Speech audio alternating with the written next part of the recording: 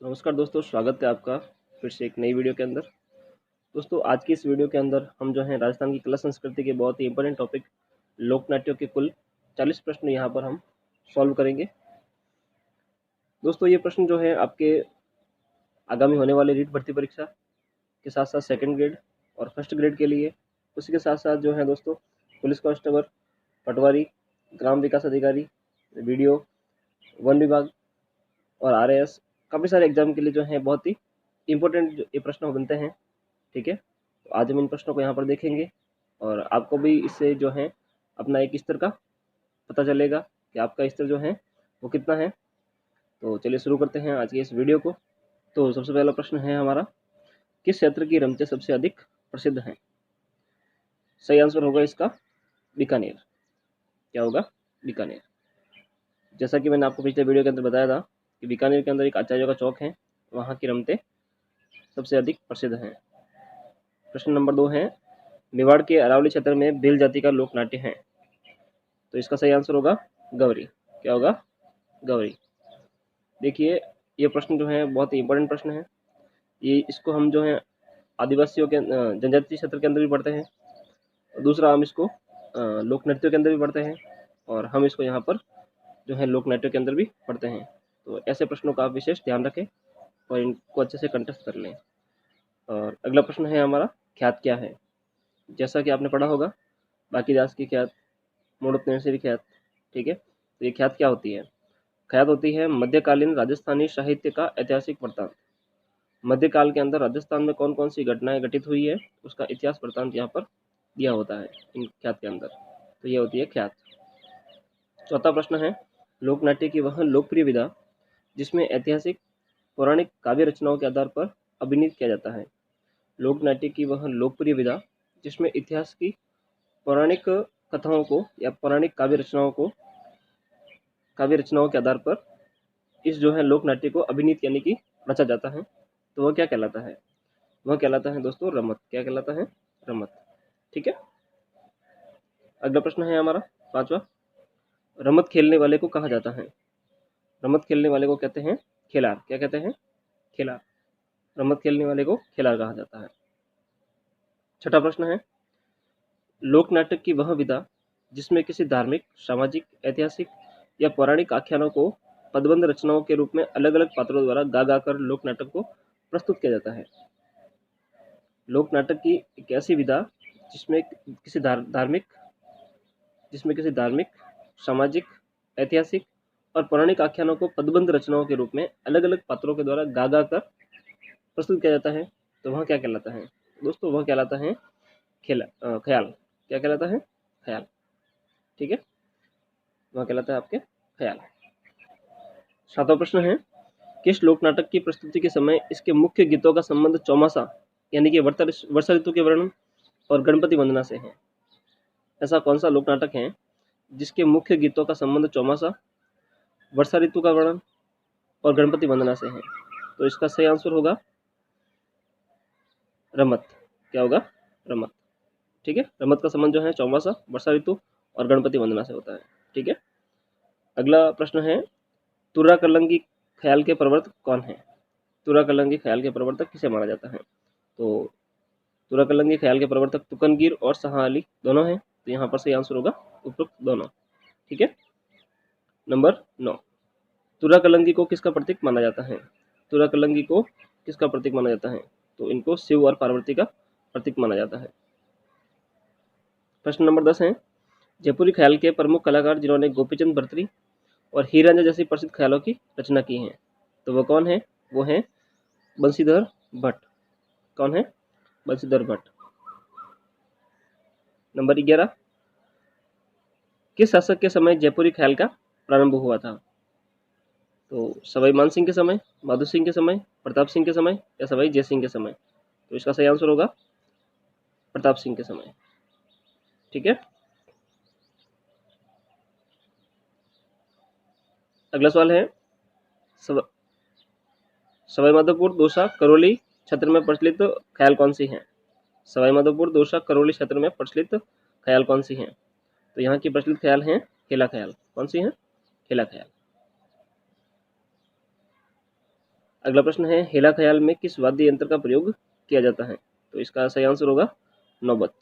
किसका होता है? नौबत का। 14वां प्रश्न है, अली बख्शी ख्याल के जन्मदाता जिनको अलवर का रसखान कहा जाता है, वह कौन है? तो इसका सही आंसर होगा राव अली बख्श।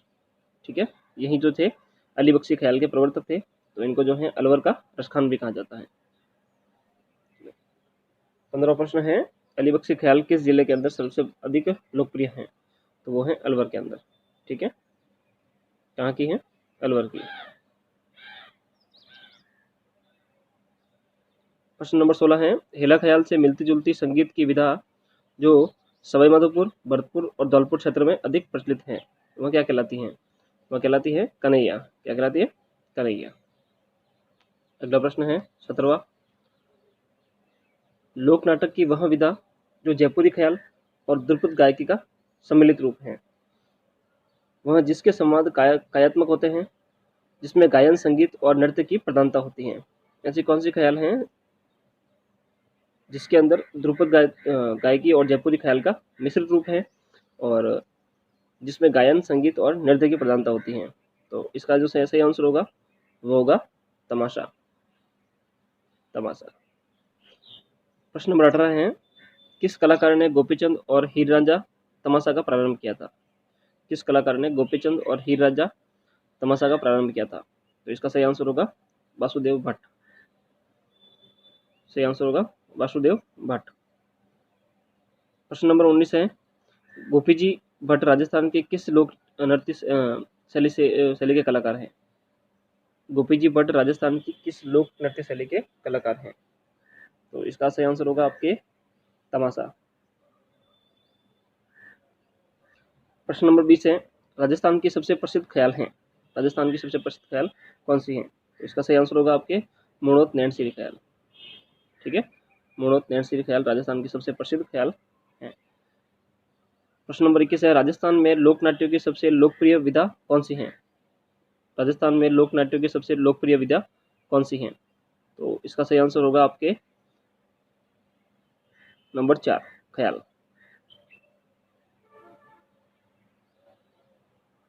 प्रश्न नंबर 22 है, तमाशा लोक नाट्य का प्रवर्तक माना जाता है, तमाशा लोक नाट्य का प्रवर्तक माना जाता है गोपी जी भट्ट को, गोपी कृष्ण भट्ट को, वासुदेव भट्ट को या बंशीधर भट्ट को? तो इसका सही आंसर होगा बंशीधर भट्ट को। ठीक है, तो सही आंसर होगा यहाँ पर बंशीधर भट्ट को।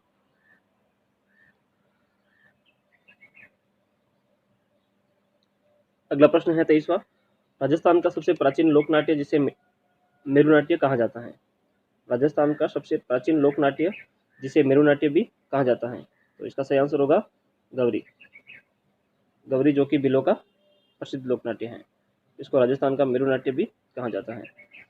प्रश्न नंबर 24 है, टोंक के नवाब फैजुल्ला खां के समय अब्दुल करीम खां और खलीफा करीम खां निहंग जिसने लोकनाट्य शैली का प्रारंभ किया था, टोंक के फैजुल्ला खां के समय, टोंक के नवाब फैजुल्ला खां के समय अब्दुल करीम खां और खलीफा करीम खां, इनके द्वारा किस लोकनाट्य शैली का प्रारंभ किया गया था? तो इन्होंने जो है प्रारंभ किया था वो क्या था? चार बैत का। ठीक है, सही आंसर होगा इसका चार बैत। प्रश्न नंबर 25 है, प्रथम रासधारी लोकनाट्य किसके द्वारा लिखा गया था? प्रथम रासधारी लोकनाट्य किसके द्वारा लिखा गया था? मोतीलाल द्वारा, वल्लभाचार्य द्वारा, तुलसीदास द्वारा या इसमें से कोई नहीं? सही आंसर होगा इसका यहाँ पर मोतीलाल द्वारा। मोतीलाल द्वारा प्रथम रासधारी लोकनाट्य लिखा गया था। प्रश्न नंबर 26 है, वह लोकनाट्य जिसके अंतर्गत किसी लोकनायक अथवा देवी देवता का पौराणिक और ऐतिहासिक कथानक अथवा किसी सामाजिक घटना के आधार पर मेकअप करना और वेशभूषा पहनी जाती है, वह लोकनाट्य जिसके अंतर्गत किसी लोकनायक अथवा देवी देवता का पौराणिक और ऐतिहासिक कथानक अथवा किसी सामाजिक घटना के आधार पर मेकअप किया जाता है और उसके अनुरूप वेशभूषा पहनी जाती है, तो वह क्या कहलाता है? तो इसका सही आंसर होगा स्वांग। ठीक है, यानी कि किसी देवता का स्वांग रचा जाता है, ठीक है ना, उसका मेकअप किया जाता है, तो वह कहलाता है स्वांग। ठीक है, दोस्तों जब भी ऐसे प्रश्न आए तो आप इन प्रश्नों को बड़े ही ध्यान से और बड़े ही अच्छे से समझने की कोशिश करें, उसके बाद में ही अपना जो है उत्तर यहाँ पर देवें। अगला प्रश्न है अपना, राजस्थान में तमाशा परंपरा कहाँ की प्रसिद्ध है? राजस्थान में तमाशा कहाँ का प्रसिद्ध है? तो तमाशा जयपुर का प्रसिद्ध है। कहाँ का प्रसिद्ध है? जयपुर का। राजस्थान में तमाशा जयपुर का प्रसिद्ध है। अगला प्रश्न है हमारा, स्वांग रचने वाले व्यक्ति को कहा जाता है? स्वांग रचने वाले व्यक्ति को कहा जाता है? तो स्वांग रचने वाले को बोलते हैं बहरूपिया। क्या कहा जाता है? बहरूपिया। अगला प्रश्न है 29वां, जानकीलाल भांड का संबंध निम्न में से किस लोक नाट्य कला से है? जानकीलाल भांड का संबंध किस लोक नाट्य कला से है? तो इसका सही आंसर होगा, वो होगा स्वांग से। अगला है नंबर 30 पर, नौटंकी व रामलीला राजस्थान के किस भाग में अधिक लोकप्रिय है? नौटंकी और रामलीला राजस्थान के कौन से भाग में सबसे अधिक लोकप्रिय हैं? पूर्वी भाग में, उत्तरी भाग में, पश्चिमी भाग में या दक्षिणी भाग में? तो इसका सही आंसर होगा आपके पूर्वी भाग के अंदर। ठीक है, पूर्वी भाग के अंदर ये सबसे अधिक लोकप्रिय हैं, भरतपुर साइड में। 31वां प्रश्न है, नौटंकी का संबंध कौन से जिले से है? नौटंकी का संबंध निम्न में से कौन से जिले से है? उदयपुर से, डूंगरपुर से, भरतपुर से या दौसा से? तो सही आंसर होगा इसका भरतपुर से। नौटंकी का संबंध जो है भरतपुर से है। प्रश्न नंबर 32 है, बीकाजी और बागाजी तथा सगाजी और सगाजी किस लोकनाट्य का एक भाग है? बीकाजी और बागाजी, सगाजी और सगाजी किस लोकनाट्य का एक भाग है? तो इसका सही आंसर होगा आपके भवाई। भवाई लोकनाट्य में से संबंधित हैं बीकाजी और बागाजी। नंबर 33, भिल्लों का प्रसिद्ध लोकनाट्य कौन सा है? भिल्लों का प्रसिद्ध लोकनाट्य कौन सा है? तो भिल्लों का प्रसिद्ध लोकनाट्य है गौरी। अगला प्रश्न है 34 नंबर, गोपी जी भट्ट राजस्थान की किस लोक नृत्य शैली के कलाकार हैं? गोपी जी भट्ट राजस्थान की कौन सी लोक नृत्य शैली के कलाकार हैं? तमाशा, स्वांग, रम्मत या नौटंकी? तो इसका सही आंसर होगा तमाशा। ठीक है, 35वां प्रश्न है, चार बेत जो कि राजस्थान की प्रचलित लोक गायन शैली है वह कहाँ की प्रसिद्ध है? तो इसका सही आंसर होगा टोंक। टोंक की चार बेत प्रसिद्ध है। 36वां प्रश्न है, राइया, खटखड़िया, जामटिया, पाठ, भोज किस नृत्य शैली के प्रमुख पात्र हैं? राइया, खटखड़िया, जामटिया, पाठ, भोज किस नृत्य के प्रमुख पात्र हैं? तो इसका सही आंसर होगा आपके गौरी के। ठीक है, गौरी नृत्य के ये प्रमुख पात्र हैं। प्रश्न नंबर 37 है, राजस्थान की बहरूपिया कला को विश्व के अनेक राष्ट्रों में प्रदर्शित करने वाले कलाकार हैं? राजस्थान की बहरूपिया कला को विश्व के अनेक राष्ट्रों में प्रदर्शित करने वाले थे? जानकीलाल भांड, देवीलाल सामर, उदय शंकर या पुरुषोत्तम? सही आंसर होगा इसका जानकीलाल भांड, जिनको मंकी मैन के नाम से भी जाना जाता है। 38वां प्रश्न है, गौरी नृत्य नाटक से संबंध में निम्न कथन सही है? गौरी नृत्य नाटक के संबंध में कौन सा कथन यहाँ पर सही है? भिल्लों द्वारा भाद्रपद माह के प्रारंभ में आश्विन शुक्ल एकादशी तक गौरी उत्सव में किया जाने वाला नृत्य नाटक है। सही है। गौरी लोकनाट्य का मुख्य आधार शिव और भस्मासुर की कथा है। ये भी सही है। यह राजस्थान की सबसे प्राचीन लोकनाट्य है जो लोकनाट्यों का मेरुनाट्य कहा जाता है। तो सही है। या उपरोक्त सभी? तो यहाँ पर सभी प्रश्न, सभी ऑप्शन सही है, तो इसका सही आंसर होगा उपरोक्त सभी। ठीक है। 29वां प्रश्न है, राजस्थान के प्रथम पारसी थिएटर यानी कि रंगमंच की स्थापना किसने करवाई थी? राजस्थान के प्रथम पारसी थिएटर रंगमंच की स्थापना किसने करवाई थी? महाराजा राम सिंह द्वितीय द्वारा, महाराजा जयसिंह द्वारा, महाराजा सवाई सिंह द्वारा या इनमें से कोई नहीं? तो सही आंसर होगा इसका महाराजा राम सिंह जी द्वारा। महाराजा राम सिंह द्वारा प्रथम पारसी थिएटर रंगमंच की स्थापना की गई थी? 40वां प्रश्न है, चांद मलयागिरी, राव रीडमल, मीरा मंगल, गोगा चौहान आदि कौन सी प्रमुख ख्याल हैं? चांद मलयागिरी, राव रीडमल, मीरा मंगल, गोगा चौहान आदि कौन सी प्रमुख ख्याल हैं? तुरा कलंगी ख्याल, कुचामनी ख्याल, शेखावटी ख्याल या हेला ख्याल? तो सही आंसर होगा इसका कुचामनी ख्याल। ठीक है, और इनके जो हैं प्रवर्तक कौन है? तो वह है लच्छीराम। ठीक है, तो ये थे कुल 40 प्रश्न जो कि हमने आज के इस वीडियो में कवर किए हैं। और आपको ये वीडियो अच्छा लगा हो तो वीडियो को लाइक कर देना, और चैनल पर अगर आप नए हो तो चैनल को सब्सक्राइब कर देना।